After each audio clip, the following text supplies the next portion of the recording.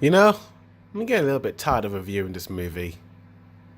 What's good, boy dudes and boy dudettes? And today we have got another movie review, and it is Iron Man 2 again.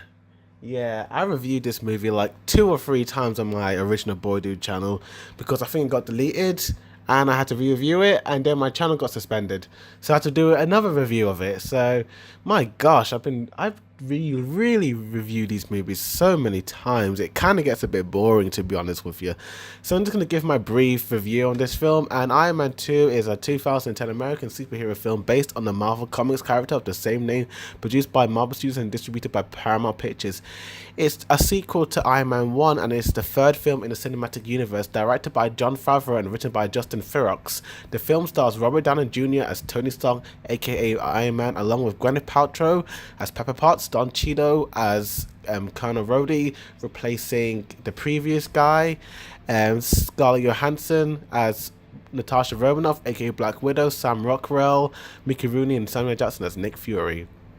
So, 6 months after the events of Iron Man 1, with the world now aware that he is Iron Man, billionaire inventor Tony Stark faces pressure from all sides to share his technology with the military.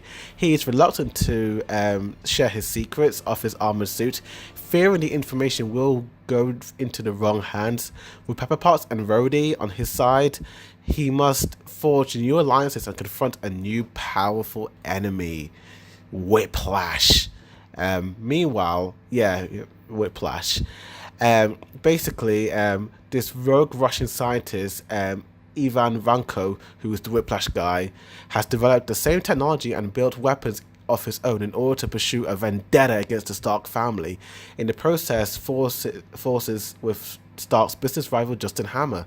And following the success of Iron Man 1 in May 2008, they literally went ahead and did the second film. It premiered on April 26, 2010. Oh my gosh, so this is like a 9-year anniversary in a way. And it was released in the US on May 7, 2010. It received positive reviews, was a commercial, critical success, made 623 million, 7th highest grossing film in 2010, received an Academy Award nomination for Best VFX, and there were many installments later on. And what do I think about this film? Well, as I said in my other reviews of this film, the good of this film, Tony Stark is just this charismatic guy. He has the best conversations with everyone. Everyone he talks to, he could even talk to a dog, and it would be the most interesting conversation you would ever see on screen. He is just this cool guy who is now struggling to keep his technology out of the government's hands. He doesn't want the government to touch his Iron Man stuff. Iron Man suit is his baby. He doesn't want the grubby hands of the government. Ew, who wants the US government on his baby? It's just shocking. No, so basically, he also is kind of suffering from like the device that's keeping him alive. This I don't know what you call the thing on his chest, but the thing on his chest is basically the technology inside of it is kind of getting rusty, and it's leaking inside of his body, and it's starting to kill him a little bit more. So he's starting to get a little bit anxious, and yeah, his behavior in the film is kind of all over the place because he does seem to be a little bit like of a douche to people in the film. He's always a douche, but he's a bit more of a douche in this one. Not really caring about people's feelings but his own. Pepper Potts is starting to get a bit, distant from him because of this, but she has no idea what's happening to him. And yeah, I do like this, but I feel like they did it again in Iron Man 3 with him being paranoid and him having, problems with his mental health. But it's not mental health, it's physical health, so it's a bit different in a way. I like how this film introduces Natasha Romanoff, the undercover spy agent of S.H.I.E.L.D. I loved her hair in this film. I don't know why, but for Natasha, this was her best hairstyle. I flipping loved the hairstyle. The dark red hair, the curly hair. This was the best for me, to be honest with you. I kind of wish he went back to that hairstyle. It was definitely the best.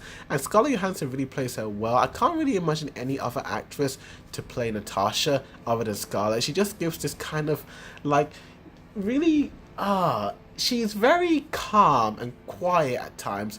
But then, it's all a front, and she's just this, bang, bang, bang, spy from S.H.I.E.L.D.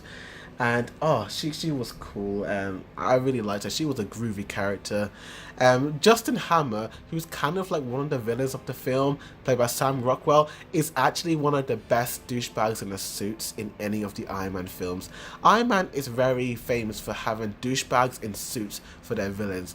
What they do is that they build it up, they build the movies up thinking that there's going to be a real threat, and then the real threat ends up being a douchebag in a suit, and he is the best douchebag in the suit. He's just a funny guy. Some of his lines are just so great, like, "I don't speak Russian," or his little dance on the stage was just, oh, he has those little funny moments, and people don't like him, but I have to admit, I prefer him than Jeff Bridges. I prefer him more than Guy Pearce in the third one. I think he's the best one, to be honest with you. Like Stark, he is very charismatic, and he gets cocky, and his cockiness does get the better of him at times, which is funny. But I don't know, he is my favorite douchebag in the suit. Out of all the MCU douchebags in the suit, he's the favorite one. Mickey Ruku as Ivan Vanko is this Russian guy. He's an ex-convict and a really smart, intelligent guy, you know, and he has this kind of vendetta against the Stark family because I think Howard Stark basically stole some of his father's plans and ideas to create the Arkham technology thing. I don't know what. It was a bit confusing there, but yeah, he wants to just kill any Starks, and he sees Tony Stark as just kind of a copy paste of Howard Stark, which in a way he kind of is in a way, but yeah, he's just out to get him. His whiplash ability, I do like his whiplash like style, but I kind of thought it was a bit corny, to be honest with you. Samuel L. Jackson as Nick Fury, he does play a little bit more in this film. He and Coulson are a little bit more in the movie. He just wants Stark to join the Avengers, but Stark's like, nah bruv, nah bruv. But you know, I mean, I'm guessing this movie is kind of coming off from Captain Marvel, and it's, you know, it is kind of in that chronological order from Captain Marvel, and he just wants to build a team. You know, he just let the dude build a team, man. Let my boy build a team. Anyway, I do consider the visual effects to be a massive improvement from the first one. Some of Iron Man's like kind of like transformation sequences are much better, to be honest with you. I love some of the cinematography of him like flying. It actually does feel real, and it does feel like you're in the moment and you're in the scene. And I do think it is a much better looking movie, to be honest with you. There's a lot of like, it feels very colorful and vibrant, this movie, and it isn't just because of the good cinematography, it is because this film was shot on film, as I said. I think the first 3 MCU movies were shot on film, not digitally. So it does have this kind of, you know, this has this look that film has, and it has this natural look to it that looks really pleasing to the eyes, and you can see it, you know, and I like this look of film, you know. Digital is nice, but there's just something that's so real and natural about film over digital, and I think this is why the first 3 MCU movies looked more vibrant, and then from, I would say, Captain America to about Ant-Man and the Wasp, I would say. No, about from Captain America 1 to Captain America Civil War, all the MCU movies started to look really bland all of a sudden because they started to use digital, and it didn't have that distinct look to it. They all kind of had this kind of grey palette, but in a way I feel like that grey palette does work because it's trying to put these superhero characters in a realistic environment in a way, and I like the realistic look. It helps it be grounded, to be honest with you, but the way it was shot on the film does give it that comic book feel in a way.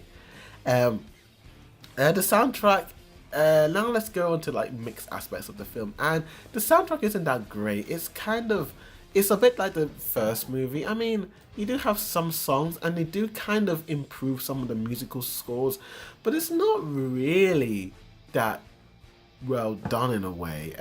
There's no real like theme, to be honest with you, compared to Iron Man 3. It's just kind of, it's just really bland, It's really bland and kind of dull, to be honest with you. I don't really like it. And this is where we come to our negatives. And the negatives of the film is the pacing. This movie is kind of weirdly paced. It starts off okay, it sets everything up, but the kind of way it's like, especially that final act, it's paced so strangely. It's building up to this huge battle against Whiplash, and it happens, but it's like 2 minutes long, 1 minute long, and it's just like, what? And then we just kind of had like a 10 minute like sequence of, oh, it's so weird. And everything, like, I don't know, from, I would say, Justin Hammer's dance, the movie felt off. Like, the way it was progressing and the speed of the film, it either felt too fast or too slow, but I think it just kind of started to rush. I think it felt too fast for me. And the funny thing was that the first half of the film had a slower pacing, and I felt like it was too slow. And then towards the end, it went too fast, and I was like, "Where's the balance? Where's the balance, Jon Favreau? What are you doing, man? What are you doing, man?" But that's my only gripe with the film. I mean, it isn't the best MCU film, but it's a movie that I don't mind, and it's canon to the MCU films, unlike Iron Man 3 and, oh boy, we will get to that one day. We will get to that film one day, and whew, we will get to that film one day. But Iron Man 2 is a fun, you know, just a fun standard MCU film with great jokes, great character interactions from Iron Man with everyone, and the visual effects are greatly improved. And with that, I'm going to give Iron Man a 7 out of 10. I'm going to give it a B-. It's not bad. It's not bad at all. Go check it out, but this film came out in 2010, so it's more than likely that you've seen the film, to be honest with you. But thanks for watching this review. Please like and share this video and comment down below and tell me, what's your favorite Iron Man film? What's your favorite MCU film? Am I wrong? Am I saying? But with that said, thank you for watching this review, and as always, Boy Did Reviews signing out.